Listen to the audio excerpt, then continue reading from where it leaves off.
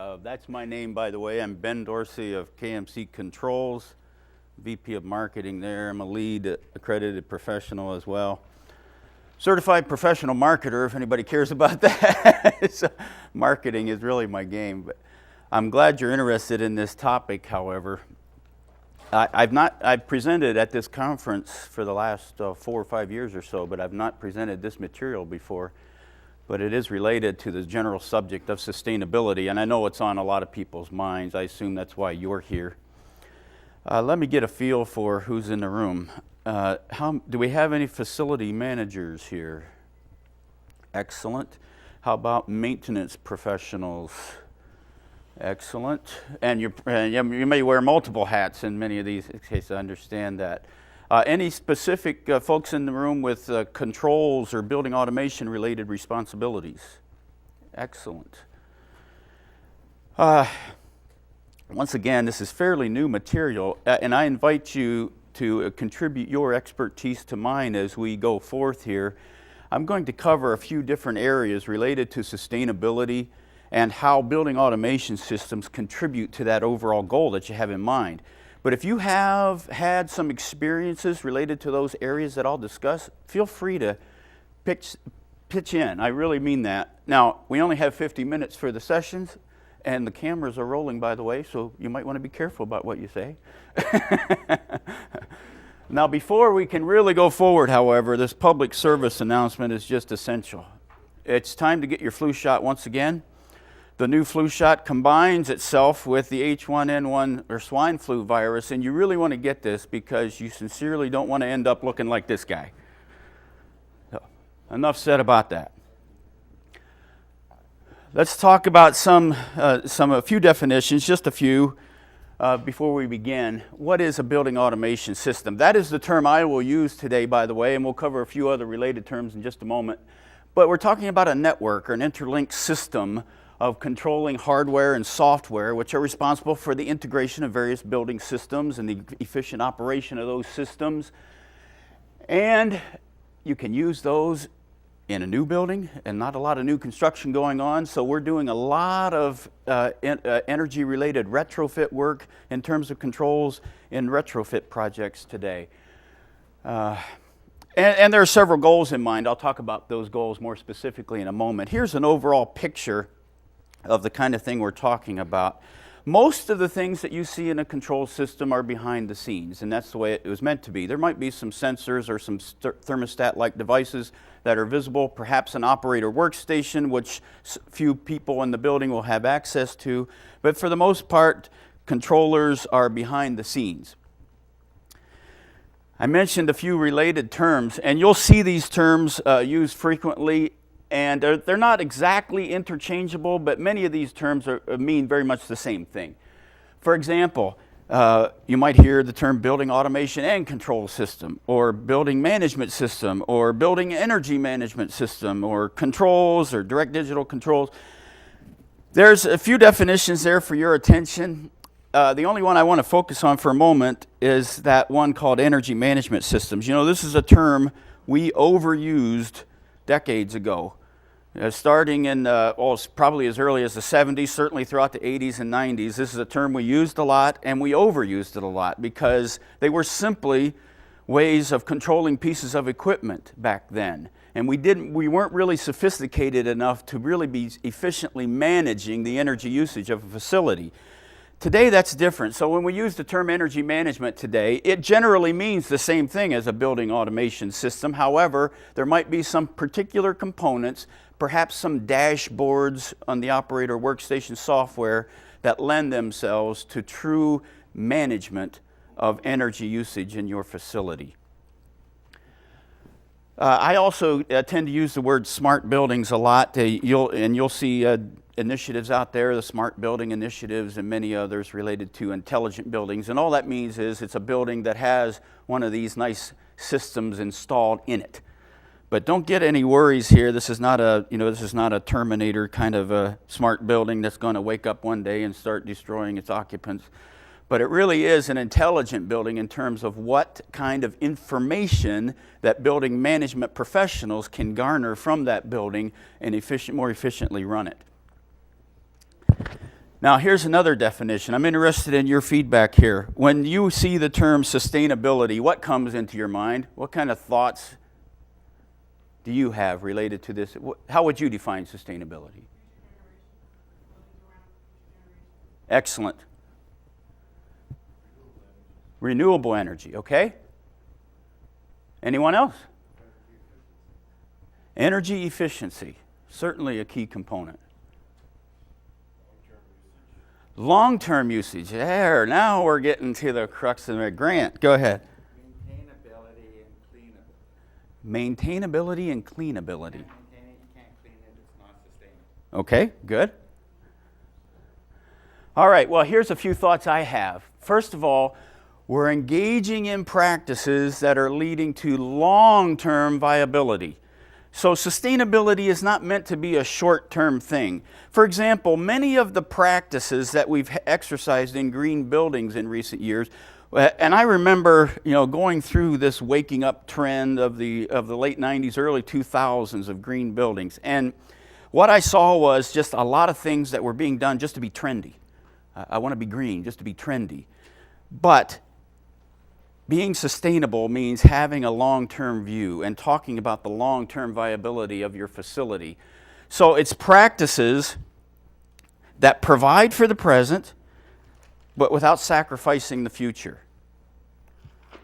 Now here's one example of that. We're trying to get to a building that it is using no more in terms of resources than what it can return. One example of that, you might hear the term net zero energy. We're at a very exciting time, and when the net zero energy buildings were first discussed a few years back, I said to myself, well, okay, maybe for a model home or something somewhere, but a commercially viable building that is net zero, and we're actually getting there today. And this is why I say we engage in many practices related to sustainability that sometimes are leading edge. Sometimes we're pushing the envelope. But if we don't do these things, we'll never achieve those overall goals that we're trying to achieve. So we have to practice. It's about practicing. And we are just beginning to see true, commercially viable, net zero energy buildings. It's amazing stuff. Why would someone choose to go the sustainable approach for their building or portfolio of buildings? Well, I can think of several reasons, and perhaps one of these will trip a trigger with you. Maybe you feel some professional responsibility because of the position you're in, or just some social responsibility that you have, that this is something you need to do. You feel an obligation as a professional or as a citizen to do these things. And I commend you for that. Perhaps you feel more specifically some stewardship related to our natural resources, our environment. Nothing wrong with that. Perhaps you're interested in certifying your green building. And by the way, I'll just make a side note here. I think we've reached an equilibrium in terms of green building certification. Here's what I mean by that. Early on, there was a lot of hype and a lot of people certifying green buildings and a lot of shortcuts being taken to get there, etc. And then we experienced a fair amount of backlash, a fair amount of people questioning whether it was really worth it and what they were actually gaining. Now I think we've come full circle. I think we're actually certifying buildings today because we're doing it for the right reasons and we're doing it in the right way, and it's pretty much at an equilibrium. I can tell you this. No one is certifying a green building today just to be trendy. No one does that anymore. If there's not some economically viable or some professional responsibility, environmental stewardship, etc., you're not doing it. There might be some regulatory issues at play here that are forcing you to do some things. Some mandates that are in place that are providing you, if nothing else, a reason to do it, and perhaps even some incentive to do it. You might be doing this for the promise of cost savings. And again, I say we've come full circle here, and I think we actually are experiencing true cost savings through sustainable approaches. Now, I get the question all the time, maybe you do too, about whether a green building is truly more economical. And we've heard from the USGBC, we've heard for years, well, there are expensive green buildings and there are expensive conventional buildings. That's all true. And today I hear from a lot of people still today that it's not worth it. It's not worth it to get the certification anyway. But what I do hear all the time is it is worth it to engage in some sustainable practices. So that's really what I'm focusing on today. It's not necessarily the certification of your building as a green building, but sustainable practices that you can put into play. And finally, it's not the best reason in the world, but hey, any reason to go sustainable is good reason, but maybe you're concerned about your image or your brand. As a manufacturer of products, I can tell you that we're concerned about our image and our brand. Maybe for you, you're in an extremely competitive environment. Perhaps you're dealing with office space, very competitive environment. You have to do these things because you need that brand warmth associated with your facility to be competitive with all the other buildings that are out there. So you have your reasons and I have mine. Whatever is propelling you in that direction, I say bravo, keep it up, and that building automation and control systems can contribute to that overall goal that you're trying to achieve. Let's look at a few areas in particular. I think they can benefit your building in a number of ways, but I've narrowed it down to 4 things that I want to talk about, and we've already heard a couple of them, I think. Higher energy efficiency, lower operating and maintenance cost, better indoor air quality, and I will focus on air quality specifically. The LEED rating systems, for example, focus on indoor environmental quality, which is more all-encompassing. I'm going to focus on air quality. And finally, greater occupant comfort and productivity. So we're going to examine these 4 areas.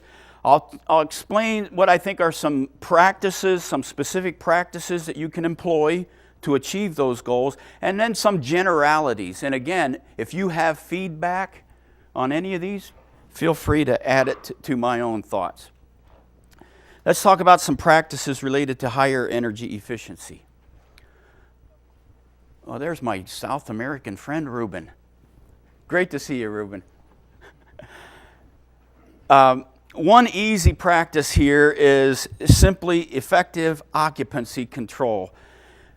You know, these are simple things, but I can tell you, I visit a number of buildings, and it's surprising to me the number that don't employ some of these simple practices. So when I go to my office in the morning, I swipe an access card to get into the building. The system knows it's me. It knows when I'm arriving. It knows what zone of the office space I occupy. Turns on the hallway lights, not my office light. There's a separate motion sensor within my office to illuminate my office as soon as I walk in.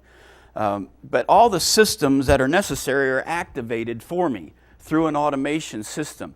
And these systems, by the way, can be set up with I've heard a term recently, adaptive occupancy sensing. In other words, the system learns about the behaviors of occupants and adjusts the schedule accordingly.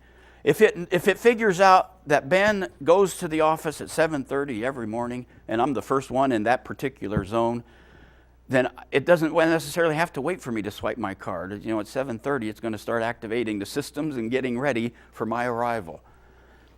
And it can learn when I take a vacation to stop doing that. I am surprised by the number of pieces of equipment that I see out there in the field that are not, that either have had their schedules over, they might have been scheduled at one point in time, but their schedules have been overwritten or they remain in an unscheduled state. This is an extremely inefficient way to run a building. Equipment is very expensive to operate, and schedules make it the most efficient to operate.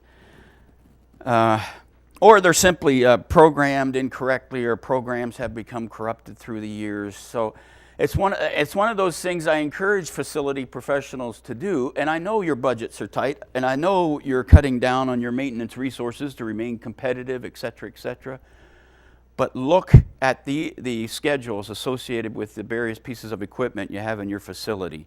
It will pay dividends. I don't have any definitive numbers here, but I'm just, subjective data that I've received through the years tells me that we can save up to 30% of the energy costs just by simply scheduling things. Fairly simple practice. We hear a great deal today about demand control ventilation. Now here what we're trying to achieve is fresh air is a wonderful thing. Ventilation is a wonderful thing. But too much ventilation and too much fresh air is a very inefficient thing to do. It costs you that money.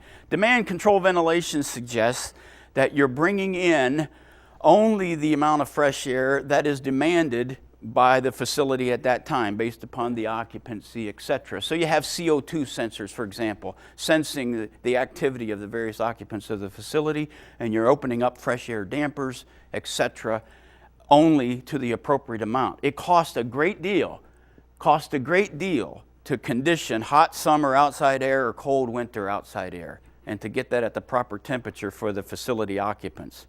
So if you can avoid that, do it. And demand control ventilation, California Title 24 almost mandates some of these practices, by the way, for demand control ventilation. So I encourage you to pursue that. These are not new things, but there are better applications today of tried and true methods such as VAV or chilled beam practices that offer up a demand-based approach to how those systems operate, and they can create a good deal of energy savings. Even a building that has had a VAV system or a chilled beam system in place for decades can be optimized through some modern demand-based approaches, and you don't have to rip out an entire system to do it. You just have to put a little intelligence on top of it. So you couple these strategies with the proper static pressure control, the supply air, and even further efficiencies can be achieved. So some specific practices there. Let's talk, one more. Getting into some details here which may or may not be important to you. And by the way, this presentation you have access to on the NFM&T website following the conference, so I encourage you to download it there. But we can reset various airstream temperatures, supply water temperatures, cooling tower condenser temperatures to optimum set points as the dynamic load within the facility changes. Typically what we do in this, what is typically done, is that you are setting these set points once and leaving them forever. But they can be adjusted. Set points can be adjusted dynamically with a control system, with an intelligent building system. And when you do that, you save energy. Here are a few general things that I've noted about control, building automation related to energy efficiency. You want to reset set points of boilers according to outside temperature. You want to optimize stop and start times based upon the occupancy schedules. Use economizers. That's basically free cooling. And ventilation, again, can be a very costly thing to do, so you want to do it in the most efficient way possible. Motion sensors are just essential in today's commercial office space. Use them, and use them to their, and again, I mentioned that word adaptive occupancy. We're seeing control systems that can learn the behavior of occupants. Maybe you have one floor of a facility that's occupied by attorneys all day and all evening, whereas another floor of the building is strictly an 8 to 5 kind of a occupant. And in those situations, the control system can mandate the necessary changes and save you lots and lots of energy. You don't have to keep the whole building operating for one floor. Lighting controls are just absolutely essential today. And there are dedicated lighting control systems out there, and a conventional building automation system can manage your lighting controls in a very efficient manner as well. And we've even seen, especially for green buildings, especially green certified buildings, we are seeing a fair amount of control system interplay with the irrigation system, rainwater harvesting, etc. I want to take a look here at a success story. I was told that internet access is not available on these computers. That first hyperlink, by the way, is one you can click on in your presentation that you download. Take you directly to the Backnet International website, and you can see the story directly. What I've done as kind of a stopgap measure here is download a PDF. This first building project that we'll discuss is in Israel, Haifa, Israel. It is a building for Intel. It's what they call a design center. It was a new construction completed in June of 2010. It became Israel's first LEED Gold certified building and Intel's first LEED Gold certified facility. Oh boy. I hate to say no to a security update, but that's not my problem right now, and it's not my computer, so I'm not going to worry about it. All right. Just the last paragraph I want to share with you here. Although there are a number of other noteworthy elements of sustainability that contribute to the facility's LEED Gold certifications, such as rooftop gardens, processor-based data center, chimney racks, daylighting, the advanced HVAC and building automation systems will have the greatest impact on ROI potential, return on investment. The sustainable design results in a net 17% reduction in total building energy use. That's comparative to other Intel design centers of similar size. And that saves about $200,000 US per year. So anyway, the building system here, by the way, was integrated with all of the building access systems, the data center operation, and of course all the office occupants, et cetera, et cetera. So the building did a lot of things to be green and to receive that certification, including things like those rooftop gardens. But the control system contributes in a number of ways to having achieved that goal. I'll talk more specifically about that a little bit later on if we have time. All right, let's move forward. Yeah, we definitely need to move forward. Okay. Lower operating and maintenance cost is the second area in which I feel a control system, a building automation system, can contribute to your sustainability goal. Now here I want to focus for a moment. I want to give a plug for Backnet International, which is sponsoring this track and sponsoring an area within the exhibit hall, because Backnet as an open communication protocol is by its nature a sustainable approach. What do I mean by that? Well, it as an interoperable system, it's basically future-proof. In the olden days, and my company was guilty of this as many other companies were, we made proprietary digital building automation systems. Nothing wrong with a proprietary approach except that they locked the building in or the owner in to that particular system unless they wanted to pay to rip it all out. How sustainable is that? And put in a new system. So the open systems were introduced to give owners a choice. And what is more sustainable than that? So if you install a given Backnet manufacturer in one wing and a different manufacturer in the other, and you lose favor with that contractor and want to install in another, it's all good. Now you still have to have somebody do the integration there and maybe a common operator workstation, but all those systems can remain in place. They all speak the same language. And that's sustainable. There are training synergies associated with an open communication approach like Backnet, by the way. And that is, once you bring your people up to speed on the operation of the control system, they know it, and you don't have to learn a number of systems. And I've been in buildings, by the way, that have 4 and 5 different building automation systems installed. And they have to maintain that expertise in the operation of all those systems in 5 different workstations and the 5 different hardware approaches, and it can be a daunting task from a training perspective. So if you want to control some of those labor costs, take advantage of that cross-training. In addition, there's one other additional factor that I want to relate about BACnet here, and that is it was designed for integrating various building systems. In green buildings, by the way, especially if it's a certified building, we talk about integration of systems all the time. Architectural engineering professionals talk about integrated design. You might hear a mechanical contractor talk about integrated project delivery. What are they trying to do? They're trying to achieve sustainability by most efficiently delivering that project or that design.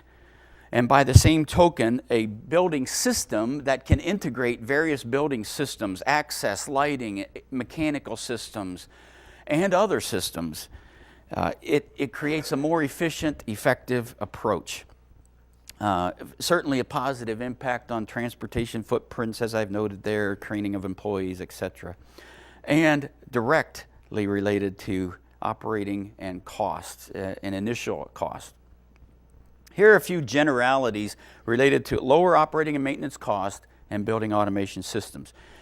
Use trends and trend logs. These have been a common aspect of building automation systems for decades, at least a few decades anyway, since digital systems came into play. They can help you document things if you're pursuing certification, but more importantly, they can help you see what is happening in your building. So you're talking about trending overall building systems, how they're operating, and then making management decisions based upon those trends that you see.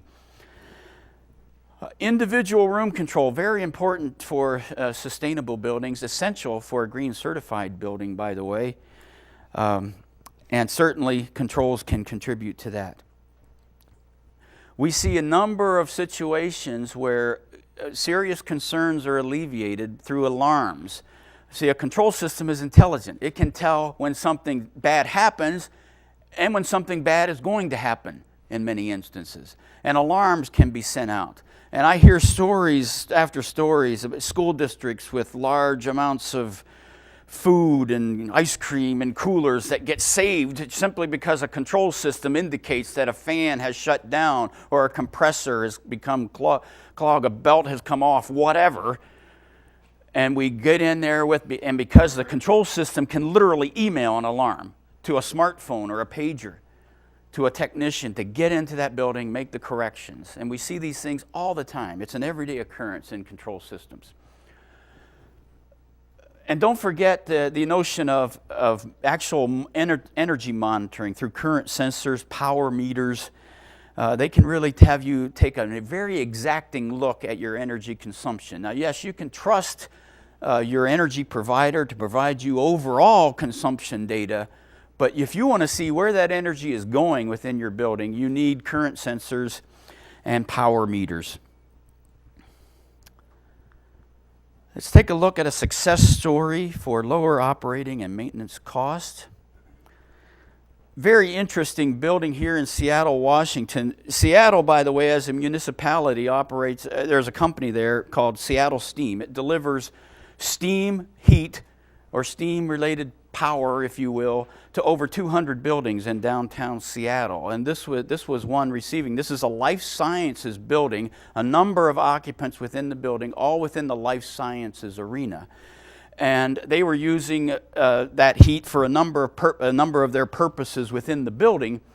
However, a couple of things to note. First of all, they were flushing down the drain a lot of this condensate, a lot of this very hot condensate down the drain, and facing a lot of charges as a result of doing so. They were wasting things. Seattle Steam does not take any of this condensate back, by the way, so it's up to individual users to determine what is done with it. So what these guys did was decide, let's put in a heat recovery system and let's reuse this heat. Let's reuse this condensate. As a result, the building achieved a high Energy Star rating. I think it was 90 plus. And just a couple paragraphs here. Not satisfied with only addressing energy efficiency and heat recovery, one of the guys there saw an opportunity to protect the existing steam coils. Now we're talking about lower operating and maintenance costs here, from freezing, and used the heat recovery system to provide freeze protection. And this meant, and this was a quote, almost a quote from him, this meant no more cracked steam coil headers flooding into the lower floors, no more 3 a.m. AHU freeze protection shutdowns requiring emergency calls to facility professionals. You're beginning to see the relationship here to operating costs. Anyway, now I have been following this particular case study. Owners, this was completed in 2010 or 11? I think it was. Yeah, just 2011. Owners were anticipating a 3-year payback based on reduced steam demand, so they were buying less from Seattle Steam. They were eliminating the water that they used. They actually had to temper the condensate before they could put it down the drain. They had to use domestic water to cool it down before they could put it down the drain. So they eliminated that. And then, of course, eliminated some of their sewage charges. And they're expecting, just from that, a 3-year payback on the control system that was put into place to manage all of that. I've been following it for the last year, and they are on track to achieve that payback in 3 years.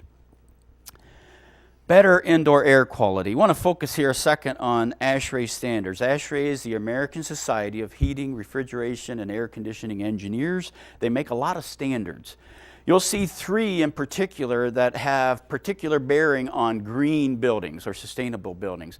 That first one addresses ventilation and air quality of 62.1. Then you have standard 55 related to ventilation. And of course the big one, 90.1, related to overall energy usage. ASHRAE standards are evolving, by the way. These 3 are still active, still quite valid, still quite usable. But ASHRAE 189.1 is meant to replace them all as a comprehensive view. So what ASHRAE is attempting to do is create an overall standard for green buildings that incorporates all of these things. And that's what 189 is for. It follows, by the way, very much some of the same categories that a LEED rating system would incorporate. Indoor environmental quality, site sustainability, water use, of course, energy efficiency.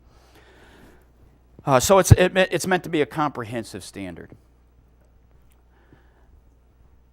Here's some generalities related to air quality. Carbon dioxide is big in today's world, and carbon monoxide as well. So monitoring, sensing for these pollutants to ensure that proper amount of fresh air is just essential.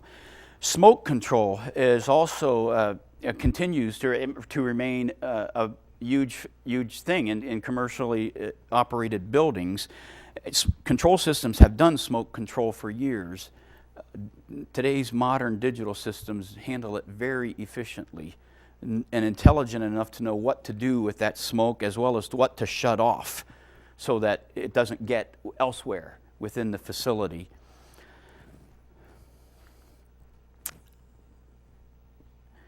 Ashburton Court is a public facility in the UK, in Winchester, England.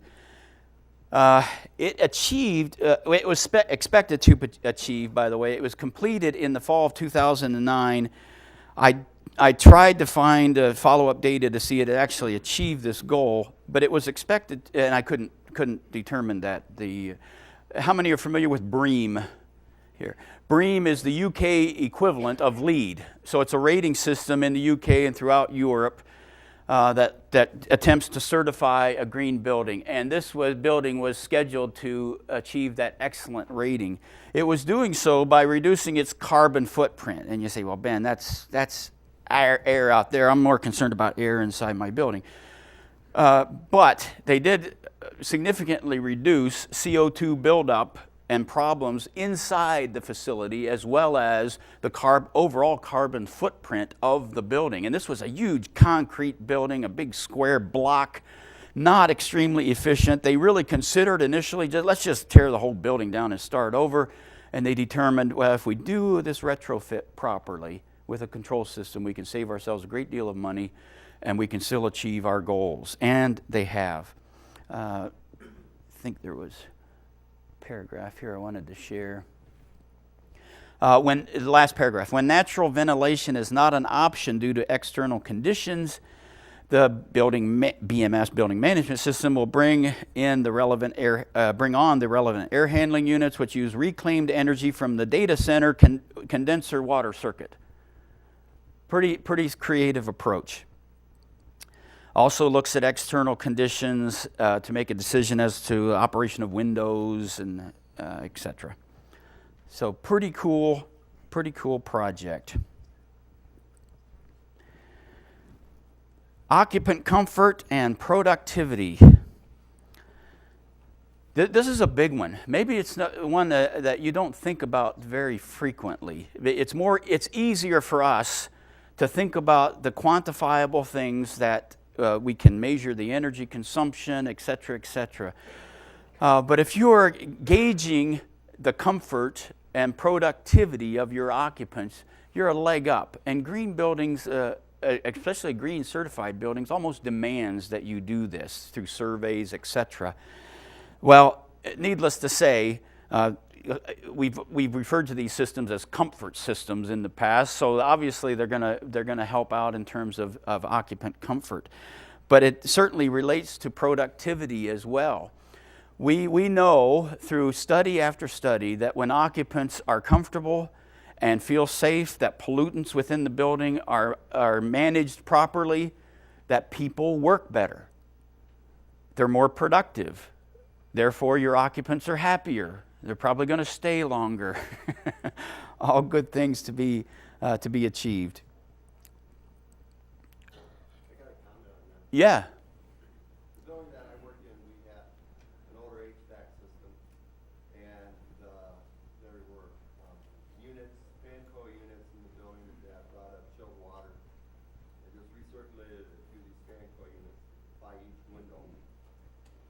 Air was totally recirculated. The only way people got fresh air in was by opening their window. And in the middle of the summer or in the winter, I kind of discouraged that. Just bringing in real hot or real cold air. Right. Part of the justification to put in a new system was to get proper air control or air quality, address air quality issues that ASHRAE put out. We have put in a new system that provides fresh air into the area. We've got two big energy recovery units that supply each half of the building. And I was talking to the purchasing manager in that area a couple weeks ago, and he said he doesn't believe how much better the air is up there and how fewer headaches, sinus colds, and things like that staff are experiencing with this. Direct bearing on those things, and it's a good thing you're following through there. I commend you for that. That's really great. You know, we're strange animals as people, and sometimes these systems that are in place do have a direct bearing on the way we feel and how we work. And other times there's simply emotional things involved, and we have actually installed dummy thermostats in places before, just to give people some sense that they're actually controlling their environment, and they feel better about it, amazingly. But to be more honest with you, these systems actually do have a direct bearing on people's comfort and productivity. All right. Any other comments there? Thank you. Beyond comfort. Oh wait, we already covered that, didn't we? Yeah.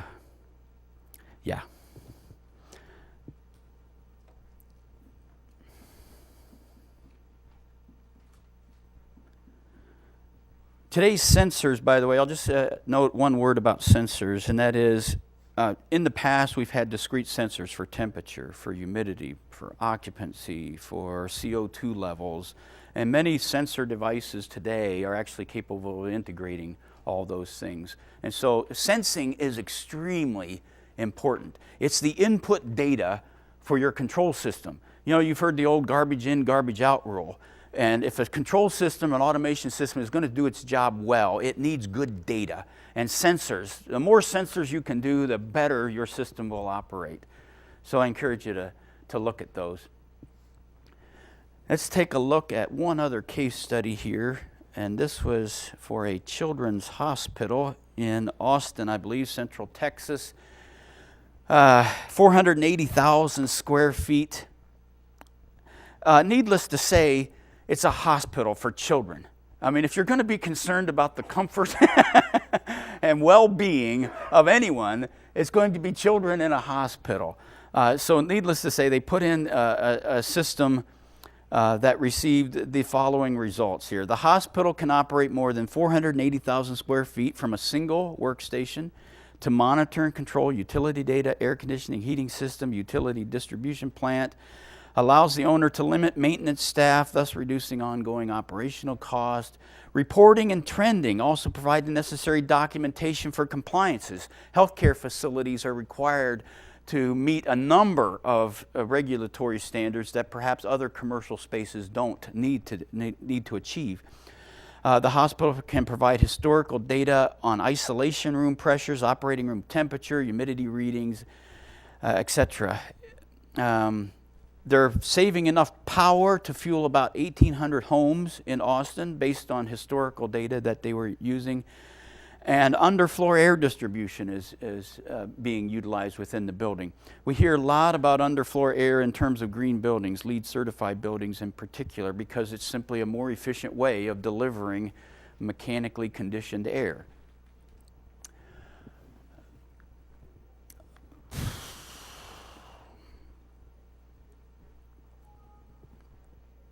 Yeah, I know, you can't go online. Okay, I want to spend a few minutes, and then I'll save the last 5 minutes or so for comments and discussion. But I want to spend just a few minutes on LEED credits as they relate to controls.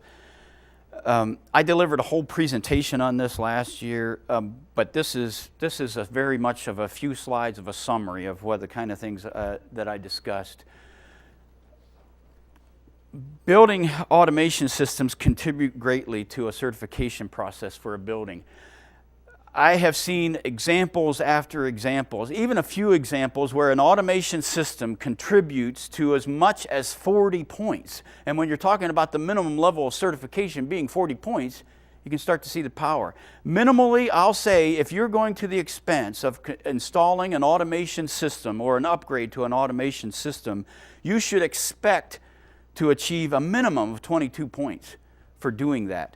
Now, it's important that I make a distinction here, however. Generally speaking, the use of a particular product in a LEED certified building doesn't get you a point.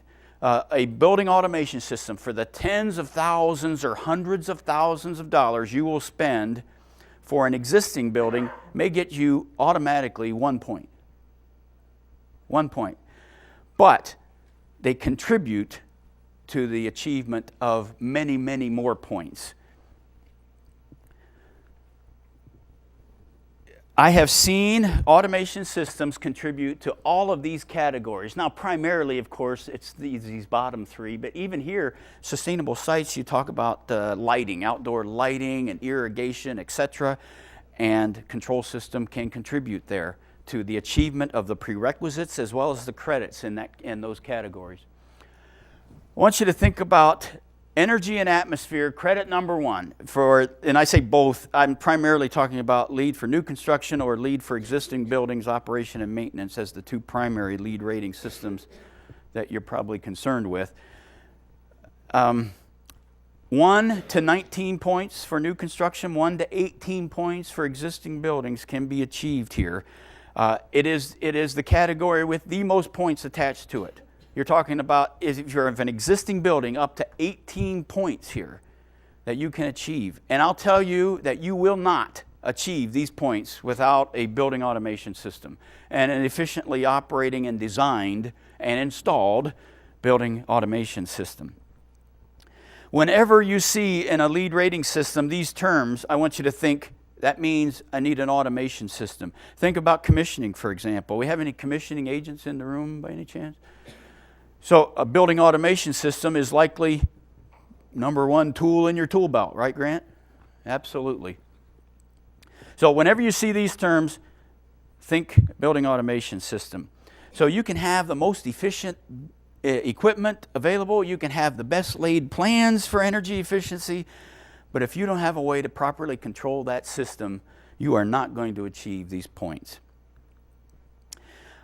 Final note here on the lead before we open it up for discussion is this notion of innovation. Both of those rating systems provide for credits related to innovation in design or innovation in operation. Let me give you one example of how this can work. Real true example, I can't give you the client name for confidentiality purposes, but a operator of multi-point retail locations, we're talking hundreds across the country, had a test store that they used to test a lot of things that they might employ elsewhere, and they wanted to get this test store LEED certified. The buildings already have efficiently operating mechanical control systems, HVAC, etc., already well managed. What wasn't managed were things like outdoor lighting. That was easy. Innovation came into play, however, when they really looked indoors. These are commercial retail establishments with indoor coolers, refrigeration units, freezers and coolers. And if you've ever looked at that strip around the door of your refrigerator, you'll know that that's known as a mullion heater. These are resistive heating elements that use energy to reduce condensation. They don't want condensation building up on those doors. Those operate with power 24 hours a day, 7 days a week, using a great deal of energy.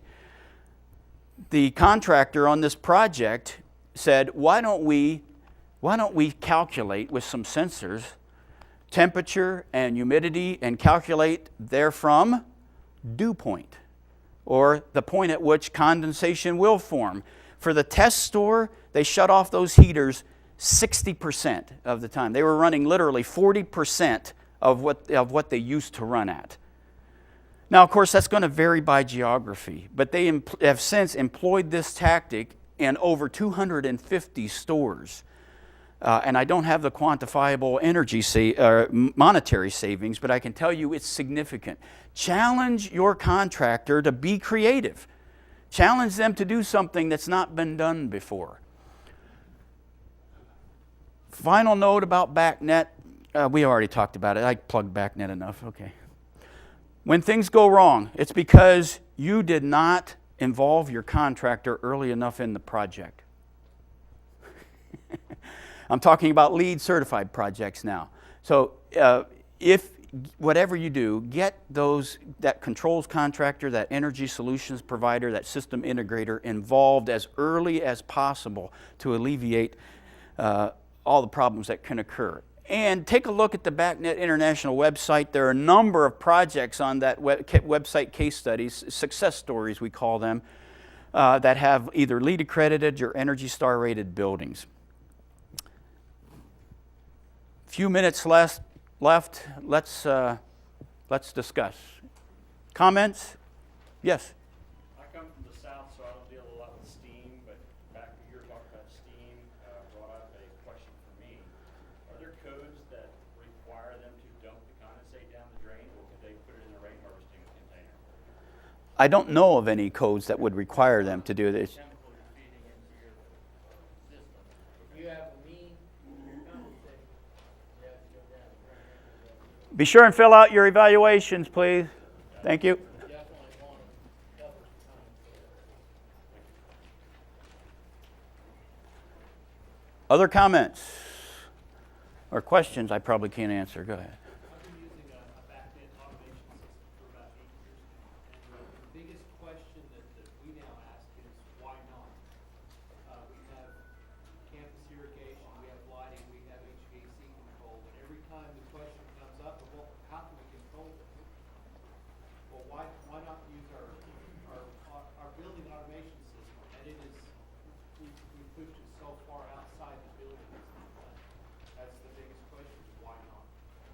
Yeah, excellent point. I was on a college campus here just a month ago, and they were using the existing automation system on a new geothermal field that they were installing and controlling, obviously. So why not? Why not? Yes, sir. Are there any statistics available now on the increased value of buildings in rent or in sale as a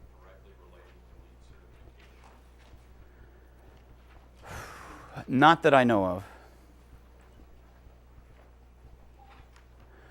This is why I say we've reached this equilibrium. No one's doing it to be trendy. In fact, I've talked to some building owners who will say, I want to pursue the practices that lead to monetary return, but I'm really not interested in the certification itself. So they're looking at the rating systems and using that information and using those practices, but they don't really care about the plaque that's on the wall. They care about the efficient operation of their building. I just have one comment. I've been involved in these buildings for a long time. Engineers go through, try to get their ASHRAE down, get the most credit you can get. What you end up with is a dead band that is totally unrealistic for your occupants. And so after everybody gets moved in and everything's fine, and you're in this nice neat building, Then you change it. so then you gotta go through and change it. So Yeah. it's a little bit unrealistic. I think it's something that people need to watch out for. Agreed. What they're going through. Agreed. Is there a metrics or a number for break even on a building standard, like for a number of occupants, square footage, or capital spend or operating spend, that you look at to eyeball a project and determine it's? I am not familiar with it. That sounds like that should be available somewhere. I am not familiar with it if it is. Anyone know? Could you repeat that a little bit louder for a few folks? Yeah, if there's a metric of number of occupants to a building or square footage where it's a break-even point to implement a building automation control system. I had to break even with 5 people. I know this was a small office building where they had some servers and stuff in it too. Yeah, it's such an inter-networked thing that it's hard to break it out independently. It's a control system is controlling equipment, for example, and if the equipment is not maintained, then the control system is not going to be most effective. And The easiest dynamic or the easiest metric I've used is what are you starting with and how much do you hope to save? If your total utility bill for the facility is only $1,000 a year, well, even if you save $300